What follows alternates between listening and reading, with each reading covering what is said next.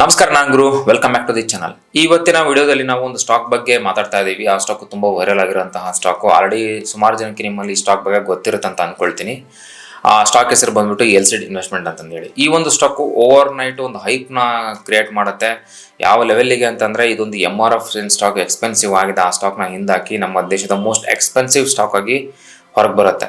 So ಹಾಗಿದ್ರೆ ಈ stock ಯಾಕೆ ಈ ತರ ಒಂದು ಡ್ರಾಸ್ಟಿಕ್ ಮೂವ್ ಆಯ್ತು ಅನ್ನೋದ್ರ ಬಗ್ಗೆ ತಿಳ್ಕೋಣ. ಸೊ ಇದರಲ್ಲಿ ಏನೇನು ಫ್ಯಾಕ್ಟರ್ಸ್ಗಳಿದೆ, ಹಾಗೇನೆ ಈ ತರದ ಸ್ಟಾಕ್ಸ್ ನ ಹುಡುಕೋದು ಹೇಗೆ, ಸೊ ಇದರಲ್ಲಿ ಏನು ಒಂದು ಪಾಸಿಟಿವ್ಸ್ ಇದೆ ಹಾಗೆ ನೆಗೆಟಿವ್ಸ್ ಇದೆ ಅನ್ನೋದ್ರ ಬಗ್ಗೆ ನಾವು ಕಂಪ್ಲೀಟ್ ಆಗಿ ಅರ್ಥ ಮಾಡ್ಕೊಳ್ಳೋಣಂತೆ. Let's start. ಎಲ್ಸಿಡ್ ಇನ್ವೆಸ್ಟ್ಮೆಂಟ್ ಒಂದು NBFC ಕಂಪನಿ. ಇದೊಂದು non banking finance company. So ಈ ಕಂಪನಿ ಏನ್ ಮಾಡುತ್ತೆ ಅಂತಂದ್ರೆ 67 ಲಕ್ಷ% ಇದರ ಒಂದು ಸ್ಟಾಕ್ ಪ್ರೈಸ್ ಏನಾಗುತ್ತೆ, ರೈಸ್ ಆಗುತ್ತೆ. ₹3.53 ಇರುವಂತಹ ಒಂದು ಸ್ಟಾಕು 2,30,000 ಚಿಲ್ಲರ ಗಡಿನ ದಾಟೋಗುತ್ತೆ. ಸೊ ದಲಾಲ್ ಸ್ಟ್ರೀಟ್ ಅಲ್ಲಿ ಇದೊಂದು ಹಿಸ್ಟ್ರಿನ ಕ್ರಿಯೇಟ್ ಮಾಡುತ್ತೆ. MRF ಸ್ಟಾಕ್ ಏನು, ನಾವು MRF ಸ್ಟಾಕ್ ಒಂದು ಆಲ್ ಟೈಮ್ ಹೈ ನೋಡಿದ್ರೆ ಹತ್ರ 1,50,000 ಚಿಲ್ಲರ ಹತ್ರ ಒಂದು MRF ನ ಒಂದು ಹೈ ಇದೆ. ಸೊ ಅದನ್ನ ಅಂದ್ರೆ ಆ ಒಂದು ಸ್ಟಾಕ್ ನ ವ್ಯಾಲ್ಯೂನ ಕ್ರಾಸ್ ಮಾಡಿ, ಅಂದ್ರೆ ಆ ಪ್ರೈಸ್ ನ ಕ್ರಾಸ್ ಮಾಡಿ ಇದು ಮೋಸ್ಟ್ ಎಕ್ಸ್ಪೆನ್ಸಿವ್ ಸ್ಟಾಕ್ ಆಗಿ ಹೊರಹೊಮ್ಮುತ್ತೆ. ಹಾಗಿದ್ರೆ ₹3.53 ಇರುವಂತಹ ಒಂದು ಸ್ಟಾಕ್ ಏನು ಡ್ರಾಸ್ಟಿಕ್ ಮೂವ್ ಆಯ್ತು, ಏನು ಈ ಒಂದು ದೊಡ್ಡ ರೈಸ್ ಆಯ್ತು ಹೇಗೆ ಅನ್ನೋದ್ರ ಬಗ್ಗೆ ಈ ಒಂದು ವಿಡಿಯೋದಲ್ಲಿ ಕಂಪ್ಲೀಟ್ ಆಗಿ ಒಂದೊಂದನ್ನೇ ನಾವು ಅರ್ಥ ಮಾಡ್ಕೊಳ್ತಾ ಹೋಗೋಣ ಅಂತ ಬನ್ನಿ. ಕೆಲವು ತಿಂಗಳ ಹಿಂದೆ ಸಭೆ ಒಂದು ಅನ್ಯೂಶಲ್ ನ ಅಬ್ಸರ್ವ್ ಮಾಡುತ್ತೆ. ಕೆಲವೊಂದು IC ಕಂಪನಿಗಳು ಅಂದ್ರೆ ಇನ್ವೆಸ್ಟ್ಮೆಂಟ್ ಕಂಪನೀಸ್ಗಳು, ಮತ್ತೆ IHC ಕಂಪನೀಸ್ಗಳು ಅಂದ್ರೆ ಇನ್ವೆಸ್ಟ್ಮೆಂಟ್ ಹೋಲ್ಡಿಂಗ್ ಕಂಪನೀಸ್ಗಳು, ಈ ಒಂದು ಸ್ಟಾಕ್ಸ್ಗಳು ಏನಿದೆ ಇದು ಒಂದು ಟ್ರೇಡ್ ಆಗಬೇಕಾಗಿರುವಂತಹ ಪ್ರೈಸ್ಗಿಂತ ತುಂಬಾ ಕೆಳಗೆ ಟ್ರೇಡ್ ಆಗ್ತಾ ಇರುತ್ತೆ. ಅಂದ್ರೆ ಲೈಕ್ ಒಂದು ಸ್ಟಾಕ್ ಅದರ ವ್ಯಾಲ್ಯೂ ಪ್ರೈಸ್ ಏನಿದೆ ₹100 ಟ್ರೇಡ್ ಆಗಬೇಕಾಗಿತ್ತು, ಆ ಸ್ಟಾಕು ₹15 ಅಥವಾ ಒಂದು ₹20 ₹10 ಟ್ರೇಡ್ ಆಗ್ತಾ ಇದೆ. ಅಂದ್ರೆ ಓವರ್ ಆಲ್ ಅಂದ್ರೆ ಒಂದು 85-90% ಡಿಸ್ಕೌಂಟ್ ಅಲ್ಲಿ ತುಂಬಾ ಕೆಳಗಡೆ ಟ್ರೇಡ್ ಆಗ್ತಾ ಇದೆ ಅಂತ ಸೆಬಿಗೆ ಒಂದು ಈ ಅನ್ಯೂಶಲ್ ಇದು ಗೊತ್ತಾಗುತ್ತೆ. ಈ ಇನ್ವೆಸ್ಟ್ಮೆಂಟ್ ಕಂಪನಿಗಳೇನಿದೆ, IC ಕಂಪನಿಗಳೇನಿದೆ, ಇವು ಬಂದ್ಬಿಟ್ಟು ಸ್ಟಾಕ್ಸ್ ಅಲ್ಲಿ, ಮ್ಯೂಚುವಲ್ ಫಂಡ್ಸ್ ಅಲ್ಲಿ ಮತ್ತೆ ಬಾಂಡ್ಸ್ ಅಲ್ಲಿ ಇನ್ವೆಸ್ಟ್ ಮಾಡಿರ್ತಾರೆ. ಅದೇ ಈ IHC ಕಂಪನಿಗಳೇನಿದಾವೆ ಇವು ಕಂಪ್ಲೀಟ್ ಆಗಿ ಒಂದು ಲಿಸ್ಟೆಡ್ ಆಗಿರ್ಬೋದು ಅಥವಾ ಅನ್ಲಿಸ್ಟೆಡ್ ಸ್ಟಾಕ್ಸ್ ಮೇಲೆ ಇವರು ಕಂಪ್ಲೀಟ್ ಆಗಿ ಇನ್ವೆಸ್ಟ್ ಮಾಡಿರ್ತಾರೆ. ಸೊ ಈ IHC ಕಂಪನಿಗಳಿಂದವೆ ಇವ್ರದೇ ಆದ ಯಾವುದೇ ಒಂದು ಆಪರೇಷನ್ಸ್ ಇರೋದಿಲ್ಲ, ಹಾಗೇನೆ ಇವ್ರದ್ದು ಒಂದು ಯಾವುದೋ ಪ್ರೊಡಕ್ಷನ್ಸ್ ಇರೋದಿಲ್ಲ. ಹಾಗಾಗಿ ಈ ತರದ ಒಂದು ಸ್ಟಾಕ್ಗಳು ಅಂದ್ರೆ ಈ IHC ಕಂಪನಿಗಳೇನಿರ್ತವೆ ಈ ಕಂಪನಿಗಳಿಗೆ ಮೋಸ್ಟ್ ಆಫ್ ದ ರೆವೆನ್ಯೂ ಬರುವಂಥದ್ದು ಒಂದು ರಿಟರ್ನ್ಸ್ ಇಂದ ಬರುವಂಥದ್ದು, ಇನ್ನೊಂದು ಡಿವಿಡೆಂಡ್ ಇಂದ ಬರುವಂಥದ್ದು. ಹಾಗಾಗಿ ಈ ತರ ಸ್ಟಾಕ್ಸ್ ಅಲ್ಲಿ ಜಾಸ್ತಿ ಇನ್ವೆಸ್ಟರ್ಸ್ ಏನ್ ಮಾಡ್ತಾರೆ, ಇನ್ವೆಸ್ಟರ್ಸ್ ತೋರ್ಸೋದಕ್ಕೆ ಹೋಗೋದಿಲ್ಲ. ಯಾಕಂದ್ರೆ ಬಿಕಾಸ್ ಆಫ್ ಒಂದು ರೆವೆನ್ಯೂ ಏನಿರ್ಬೋದು ಒಂದು ಕಾನ್ಸ್ಟೆಂಟ್ ಆಗಿ ಒಂದೇ ಲೆವೆಲ್ ಹೋಗ್ತಾ ಇರುತ್ತೆ. ಸೊ ಹಾಗಾಗಿ ಗ್ರೋತ್ ಕಾಣದೇ ಇರೋದ್ರಿಂದ ಈ ತರದ ಒಂದು ಸ್ಟಾಕ್ಸ್ ಅಲ್ಲಿ ಇನ್ವೆಸ್ಟ್ ಮಾಡೋದಕ್ಕೆ ಇನ್ವೆಸ್ಟರ್ಸ್ ಜಾಸ್ತಿ ಇಂಟ್ರೆಸ್ಟ್ ನ ತೋರಿಸೋದಿಲ್ಲ. ಹಾಗಾಗಿ ಈ ತರ ಸ್ಟಾಕ್ಸ್ ಅಲ್ಲಿ ಒಂದು ಟ್ರೇಡ್ ಆಗಬೇಕಾದ್ರೆ ಒಂದು ವ್ಯಾಲ್ಯೂ ಏನು ಇರುತ್ತೆ ಆ ವ್ಯಾಲ್ಯೂ ಕ್ಲಿಯರ್ ಆಗಿ ನಮಗೆ ಗೊತ್ತಾಗೋದಿಲ್ಲ. ಅಂದ್ರೆ ಒಂದು ಟ್ರೇಡ್ ಆಗಬೇಕಾಗಿರೋಂಥ ವ್ಯಾಲ್ಯೂಗಿಂತ ತುಂಬಾ ಕಡಿಮೆ ಪ್ರೈಸ್ ಅಲ್ಲಿ ಈ ತರದ ಸ್ಟಾಕ್ಸ್ಗಳು ಟ್ರೇಡ್ ಆಗ್ತಾ ಇರ್ತವೆ. ಈ ತರದ ಸ್ಟಾಕ್ಸ್ ಅಲ್ಲಿ ಲಿಕ್ವಿಡಿಟಿ ತುಂಬಾ ಕಡಿಮೆ ಇರುತ್ತೆ. ಸೊ ಹಾಗಾಗಿ ಸಬಿ ಏನ್ ಮಾಡುತ್ತೆ ಅಂತಂದ್ರೆ ಈ ತರ ಸ್ಟಾಕ್ಸ್ ಅಲ್ಲಿ ಯಾರು ಇನ್ವೆಸ್ಟರ್ಸ್ ಆಲ್ರೆಡಿ ಇನ್ವೆಸ್ಟ್ ಮಾಡಿದ್ದಾರೆ, ಸೊ ಅವರಿಗೆ ಒಂದು ನ್ಯಾಯವಾಗಿ ಒಂದು ಬೆಲೆ ಸಿಗಬೇಕು, ಒಂದು ಪ್ರೈಸ್ ಅವರಿಗೆ ಸಿಗಬೇಕು ಅನ್ನೋದಕ್ಕೋಸ್ಕರ ಸಬಿ ಏನ್ ಮಾಡುತ್ತೆ ಅಂತಂದ್ರೆ ಒಂದು ಕಾಲ್ ಆಕ್ಷನ್ ನ ಕಂಡಕ್ಟ್ ಮಾಡುತ್ತೆ. ಅಂದ್ರೆ ಒಂದು ಸ್ಪೆಷಲ್ ವಿಂಡೋನ ಓಪನ್ ಮಾಡುತ್ತೆ. ಇದರಿಂದ ಯಾವ ಸ್ಟಾಕ್ ಮೂವ್ಮೆಂಟ್ ಆಗದೆ ಇರೋಂತಹ ಸ್ಟಾಕ್ಸ್ ಗಳಿರುತ್ತೆ ಆ ಸ್ಟಾಕಿಗೆ ಒಂದು ಬೂಸ್ಟ್ ಕೊಟ್ಟಂಗೆ ಆಗುತ್ತೆ. ಆ ಸ್ಟಾಕ್ ಒಂದು ರೆಗ್ಯುಲರ್ ಟ್ರೇಡಿಂಗಿಗೆ ಬರೋ ತರ ಒಂದು ಆಗುತ್ತೆ. ಮತ್ತೆ ಈ ಲಿಕ್ವಿಡಿಟಿ ಒಂದು ಸ್ವಲ್ಪ ಮಟ್ಟಿಗೆ ಲಿಕ್ವಿಡಿಟಿ ಇಂಪ್ರೂವ್ ಕೂಡ ಆಗುತ್ತೆ. ಹಾಗೇನೆ ಸ್ಟಾಕ್ ಎಕ್ಸ್ಚೇಂಜ್ ಕಾಲ್ ಆಕ್ಷನ್ಗೆ ಒಂದು ಸ್ಪೆಸಿಫಿಕ್ ಒಂದು ಟೈಮ್ ಮತ್ತೆ ಒಂದು ಡೇಟ್ ನ ಅನೌನ್ಸ್ ಮಾಡುತ್ತೆ. ಈ ಸಮಯದಲ್ಲಿ ಯಾರು ಆ ಸ್ಟಾಕ್ಸ್ ಅಲ್ಲಿ ಇನ್ವೆಸ್ಟ್ ಮಾಡಿದ್ದಾರೆ ಸೊ ಅವರಿಗೆ ಈ ಸ್ಟಾಕ್ ಇಲ್ಲಿ ಒಂದು ಹೊಸ ಪ್ರೈಸ್ ನ ಡಿಸ್ಕವರ್ ಮಾಡೋದಕ್ಕೆ ಅವಕಾಶ ಸಿಗುತ್ತೆ. ಸೊ ಒಂದು ಕಾಲ್ ಆಕ್ಷನ್ ವಿಂಡೋ ಅಂತ ಬಂದಾಗ ಇಲ್ಲಿ ಯಾವುದೇ ರೀತಿಯ ಒಂದು ಪ್ರೈಸ್ ಲಿಮಿಟ್ ಇರೋದಿಲ್ಲ. ಅಂದ್ರೆ ಒಂದು ಅಪ್ಪರ್ ಸರ್ಕ್ಯೂಟ್ ಲೋವರ್ ಸರ್ಕ್ಯೂಟ್ ಏನ್ ಕಾನ್ಸೆಪ್ಟ್ ಇರುತ್ತೆ ನಮ್ಮ ಸ್ಟಾಕ್ ಮಾರ್ಕೆಟ್ ಅಲ್ಲಿ, ಯಾವುದೇ ಒಂದು ಈಕ್ವಿಟಿ ಸ್ಟಾಕಿಗೆ ಒಂದು ಸರ್ಟನ್ ಲಿಮಿಟ್ ಅಂತ ಇರುತ್ತೆ. F&O ಸ್ಟಾಕ್ಸ್ ಗೆ ನಾವು ನೋಡಿದ್ರೆ ಫಸ್ಟ್ ಗೆ ಒಂದು 10% ಬಂದು ನಿಂತ್ಕೊಳ್ಳುತ್ತೆ, ಅದಾದ್ಮೇಲೆ 15% ಸರ್ಕ್ಯೂಟ್ ಹೊಡೆಯುತ್ತೆ, 15 ಆದ್ಮೇಲೆ 20% ಬಂದು ನಿಂತ್ಕೊಳ್ಳುತ್ತೆ. ಸೊ ಕೆಲವೊಂದು ಟೈಮಲ್ಲಿ ಏನಾಗಿದೆ ಅಂದ್ರೆ 20% ಸರ್ಕ್ಯೂಟ್ ನ ಬ್ರೇಕ್ ಆಗಿ 25-30 ಲೆವೆಲ್ಗೆ ಹೋಗಿರುವಂತಹ ಉದಾಹರಣೆಗಳಿದಾವೆ. ಇನ್ನ ಯಾವುದು ಅಂತಂದ್ರೆ ಈ F&O ಸ್ಟಾಕ್ಸ್ಗಳಲ್ಲಿ. ಅದೇ ರೀತಿ ಈಕ್ವಿಟಿ ಸ್ಟಾಕ್ಸ್ ನೋಡೋದಾದ್ರೆ 5-20% ವರೆಗೂ ಒಂದು ಸರ್ಕ್ಯೂಟ್ ಇರುತ್ತೆ. ಆ ಸರ್ಕ್ಯೂಟ್ ಏನಿದೆ ಈ ಕಾಲ್ ಆಪ್ಷನ್ ವಿಂಡೋದಲ್ಲಿ ಇರೋದಿಲ್ಲ. ಸೊ ಇಲ್ಲಿ ಪ್ರೈಸ್ ಯಾವ ಲೆವೆಲ್ಗೆ ಬೇಕಾದ್ರೂ ಹೋಗ್ಬೋದು. ಅದ್ರ ಒಂದು ಬೆಸ್ಟ್ ಎಕ್ಸಾಂಪಲ್ ನಾವು ನೋಡ್ತಾ ಇರೋಂಥದ್ದು ಎಲ್ಸಿಡ್ ಇನ್ವೆಸ್ಟ್ಮೆಂಟ್. ಸೊ ₹53 ಇರುವಂತಹ ಒಂದು ಸ್ಟಾಕ್ ಏನು 2,30,000 ಚಿಲ್ಲರೆ ಆಯ್ತು. ಇದೇ ಒಂದು ರೀಸನ್ಗೆ. ಸೊ ಹಾಗಾಗಿ ಹಂಗಂತಂದೇಳಿ ಎಲ್ಲಾ ಪ್ರೈಸ್ ಅಲ್ಲಿ ಹೋಗ್ಬೇಕು ಅಂತ ಏನಿಲ್ಲ. ಸೊ ಇಲ್ಲಿ ಒಂದು ಪ್ರೈಸ್ ಲಿಮಿಟ್ ಇರೋದಿಲ್ಲ. ಸೊ ಇಲ್ಲಿ ಇನ್ವೆಸ್ಟರ್ಸ್ ಒಂದು ಹೊಸ ಪ್ರೈಸ್ ನ ಡಿಸ್ಕವರ್ ಮಾಡಬಹುದು. ಹಾಗೇನೆ ಇನ್ವೆಸ್ಟರ್ಸ್ ಈ ಒಂದು ಸಮಯದಲ್ಲಿ ಅವ್ರ ಹತ್ರ ಶೇರ್ಸ್ಗಳು ಇತ್ತು ಅಂತಂದ್ರೆ ಅದನ್ನ ಮಾರ್ಬಿಟ್ಟು ಅವರದನ್ನ ಕ್ಯಾಶ್ ಅಲ್ಲಿ ವಿಡ್ರಾ ಸಹಿತ ಮಾಡ್ಕೋಬಹುದು. ಆ ಒಂದು ಆಪರ್ಚುನಿಟಿ ಅವ್ರಿಗೆ ಸಿಗುತ್ತೆ. ಹಾಗೇನೆ ಇದೊಂದು ಕಂಟ್ರೋಲ್ ಟ್ರೇಡಿಂಗ್ ಸಿಸ್ಟಮ್ ಆಗಿರುತ್ತೆ. ಇಲ್ಲಿ ಒಂದು ಪ್ರೈಸ್ ಏನಿರುತ್ತೆ ಒಂದು ಸ್ವಲ್ಪ ಲಿಕ್ವಿಡಿಟಿ ಇಂಪ್ರೂವ್ ಆಗುತ್ತೆ. ಹಾಗೇನೆ ಏನು ಮತ್ತೆ ಸ್ಟಾಕ್ಸ್ ರೆಗ್ಯುಲರ್ ಆಗಿ ಟ್ರೇಡಿಂಗ್ ಆಗೋದಕ್ಕೆ ಒಂದು ಸ್ವಲ್ಪ ಅವಕಾಶ ಆಗುತ್ತೆ. ನಾಟ್ ಮಚ್ ಅಷ್ಟು ದೊಡ್ಡ ಒಂದು ಲಿಕ್ವಿಡಿಟಿ ಏನು ಇಂಪ್ರೂವ್ ಆಗಲ್ಲ, ಒಂದು ಸ್ವಲ್ಪ ಮಟ್ಟಿಗೆ ಲಿಕ್ವಿಡಿಟಿ ಈ ತರ ಸ್ಟಾಕ್ಸ್ ಅಲ್ಲಿ ಇಂಪ್ರೂವ್ ಆಗುತ್ತೆ. ಹಾಗಂತ ಎಲ್ಲ IEC ಕಂಪ್ನಿಗಳು ಹಾಗೆ ISC ಕಂಪ್ನಿಗಳು ಕಾಲ್ ಆಕ್ಷನ್ಗೆ ಕ್ವಾಲಿಫೈ ಆಗಲ್ಲ. ಕೆಲವೊಂದು ರೂಲ್ಸ್ಗಳು ರೆಗ್ಯುಲೇಷನ್ಸ್ಗಳು ಇರುತ್ತೆ, ಅದನ್ನು ಮೀಟ್ ಆದರೆ ಅವು ಕಾಲ್ ಆಕ್ಷನ್ಗೆ ಬರ್ಬೋದು. ಅದರಲ್ಲಿ ಕೆಲವೊಂದಿಷ್ಟು ಪಾಯಿಂಟ್ಸ್ಗಳನ್ನ ನಾವು ನೋಡೋದಾತಂತಂದರೆ, ಸ್ಟಾಕು ಲೀಸ್ಟ್ ಆಗಿ 1 ವರ್ಷದ ಮೇಲಾಗಿರಬೇಕು.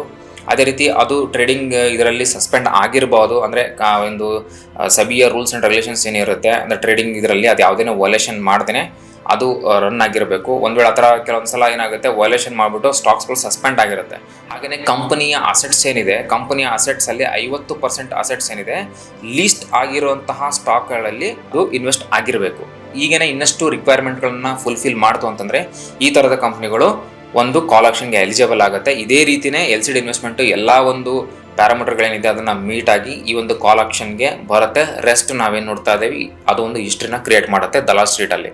LCD ಇನ್ವೆಸ್ಟ್ಮೆಂಟು ಒಂದು ಇನ್ವೆಸ್ಟ್ಮೆಂಟ್ ಕಂಪನಿಯಾಗಿ ಅದರ 90% ಅಸೆಟ್ಸ್ ಏನಿದೆ ಲೀಸ್ಟ್ ಸ್ಟಾಕ್ಸಲ್ಲಿ ಅವರು ಅದನ್ನು ಇನ್ವೆಸ್ಟ್ ಮಾಡಿದ್ದಾರೆ.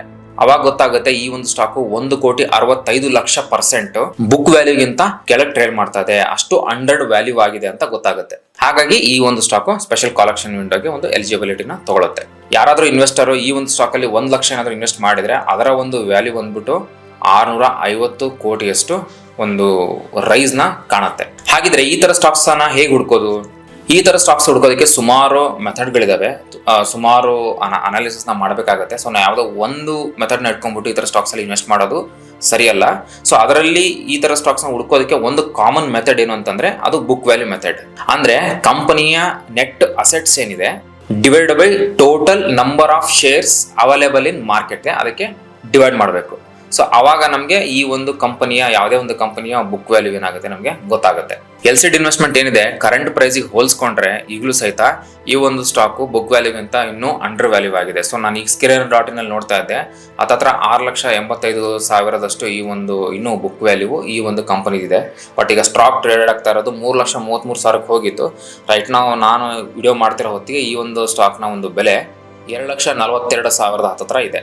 ಸೊ ಇದೆಲ್ಲ ನೋಡಿದ್ಮೇಲೆ ಒಂದು ಐಡಿಯಾ ಬಂದಿರುತ್ತೆ, ನಮ್ಗೆ ಗೊತ್ತಾಯ್ತು ಒಂದು ಬುಕ್ ವ್ಯಾಲ್ಯೂ ಮೆಥಡ್ ನೋಡ್ಕೊಂಡು ಹೇಗೆ ನಾವು ಇದನ್ನು ಹುಡುಕ್ಬೋದು ಅಂತಂದೇಳಿ. ಸೊ ಅದಕ್ಕೂ ಮುಂಚೆ ನಾನು ಹೇಳೋದು ಕೆಲವೊಂದಿಷ್ಟು ವಿಚಾರಗಳನ್ನ ತಿಳಿದುಕೊಳ್ಳಿ ಈ ಥರ ಸ್ಟಾಕ್ಸಲ್ಲಿ ಇನ್ವೆಸ್ಟ್ ಮಾಡೋದಕ್ಕೂ ಮುಂಚೆ. LCD ತರಹದ ಕಂಪನಿಗಳು ಅಂದರೆ ಈ ICICI ISCs ಕಂಪನಿಗಳೇನಿದೆ ಈ ಥರ ಸ್ಟಾಕ್ಸಲ್ಲಿ ಲಿಕ್ವಿಡಿಟಿ ತುಂಬ ಕಡಿಮೆ ಇರುತ್ತೆ. ಮತ್ತು ಬೈಯರು ಮತ್ತು ಸೆಲ್ಲರು ತುಂಬ ಕಡಿಮೆ ಇದರಲ್ಲಿ ಸಿಗುವಂಥದ್ದು. ಅಂದರೆ ಆ ಒಂದು ಬಿಡ್ ಆ್ಯಂಡ್ ಆಸ್ಕ್ ಪ್ರೈಸ್ ಏನಿದೆ ತುಂಬ ಗ್ಯಾಪ್ ಇರುತ್ತೆ. ಸೊ 100 ರೂಪಾಯಿ ಕೇಳ್ತಾ ಇದ್ದಾನೆ ಅಂತಂದರೆ ಅಲ್ಲಿ ಕೊಡೋನು 130 ರೂಪಾಯಿಗೆ 140 ರೂಪಾಯಿಗೆ ಕೊಡೋಕೆ ರೆಡಿ ಇರ್ತಾರೆ. ಸೊ ಈ ಮಟ್ಟದ ಒಂದು ಗ್ಯಾಪ್ ನಾವು ಈ ಥರದ ಸ್ಟಾಕ್ಸಲ್ಲಿ ನೋಡ್ಬೋದು. ಅಂದರೆ ಲಿಕ್ವಿಡಿಟಿಯ ಒಂದು ಕೊರತೆ ತುಂಬ ಇದು ಕಾಣುತ್ತೆ ಇದರಲ್ಲಿ. ಹಾಗೆಯೇ LCD ಇನ್ವೆಸ್ಟ್ಮೆಂಟ್ ಕಂಪನಿಯಲ್ಲಿ 322ರಿಂದ 328 ಒಂದು ಪಬ್ಲಿಕ್ ಶೇರ್ ಹೋಲ್ಡರ್ಸ್ ಇದ್ದಾರೆ. ಸೊ ಹಾಗಾಗಿ ನೀವೇ ವಿಚಾರ ಮಾಡ್ಬೋದು ಇಷ್ಟು ಒಂದು ಶೇರ್ ಹೋಲ್ಡರ್ಸ್ ಇದ್ದಾರೆ ಅಂತ ಯಾವ ಮಟ್ಟಿಗೆ ಇದರಲ್ಲಿ ಲಿಕ್ವಿಡಿಟಿ ಇರುತ್ತೆ ಅಂತಂತೇಳಿ.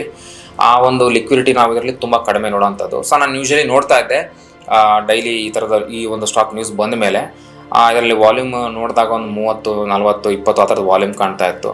ಸೊ ಇದೆಲ್ಲ ನೋಡಿದರೆ ಈ ಸ್ಟಾಕ್ಸಲ್ಲಿ ಇನ್ನೂ ಅಪ್ಕಮಿಂಗ್ ಡೇಸಲ್ಲಿ ಸಹಿತ ಲಿಕ್ವಿಡಿಟಿ ಬರೋ ಅಂತಹ ಚಾನ್ಸು ತುಂಬ ಕಡಿಮೆ ಈ ಥರ ಸ್ಟಾಕ್ಸಲ್ಲಿ.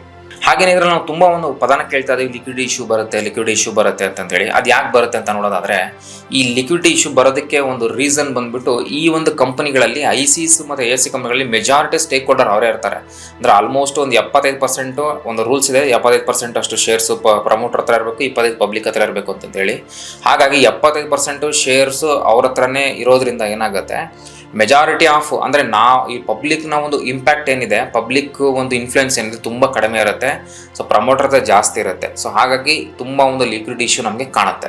ಹಾಗಾಗಿ ಈ ಥರದ ಒಂದು ಸ್ಟಾಕಲ್ಲಿ ಆ ಒಂದು ರಿಯಲ್ ವ್ಯಾಲ್ಯೂ ಏನಾಗುತ್ತೆ ಅಷ್ಟು ಈಸಿಯಾಗಿ ರಿಫ್ಲೆಕ್ಟ್ ಆಗಲ್ಲ, ಅದು ತುಂಬ ಟಫ್ ಆಗ್ತಾ ಹೋಗುತ್ತೆ. ಸೊ ಈ ಥರದ ಒಂದು ಸಮಸ್ಯೆಗಳನ್ನು ನೋಡಿದಾಗ ಏನು ಮಾಡ್ತಾರೆ ಅಂತಂದರೆ ಇನ್ವೆಸ್ಟರ್ಸ್ಗಳು ಇನ್ವೆಸ್ಟ್ ಮಾಡೋದಕ್ಕೆ ಹೋಗಲ್ಲ.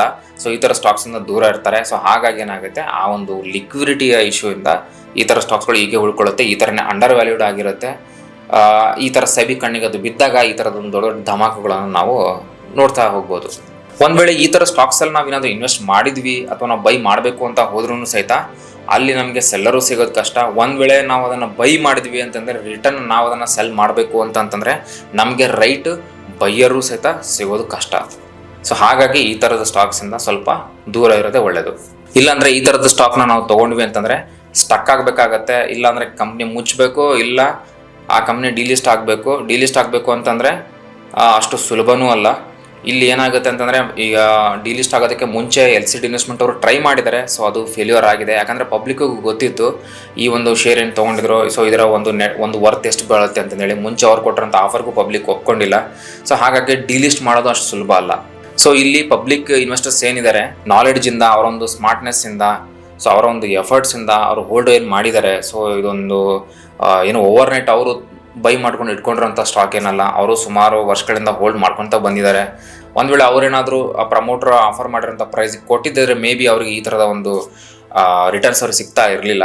ಐ ಹೋಪ್ ನಿಮಗೆ ಈ ವಿಡಿಯೋ ಕಂಪ್ಲೀಟಾಗಿ ಅರ್ಥ ಆಯ್ತು ಅಂತ ಅನ್ಕೊಳ್ತೀನಿ. ನಿಮಗೆ ಈ ಸ್ಟೋರಿನ ನೋಡ್ಬಿಟ್ಟು ಏನು ಅನಿಸ್ತು ಅಂತಂದೇಳಿ ಕಮೆಂಟಲ್ಲಿ ತಿಳಿಸಿ. ಸೊ ನಾನು ನಿಮ್ಗೆ ಸಿಗ್ತೀನಿ ಮುಂದಿನ ವಿಡಿಯೋದಲ್ಲಿ. ಧನ್ಯವಾದಗಳು.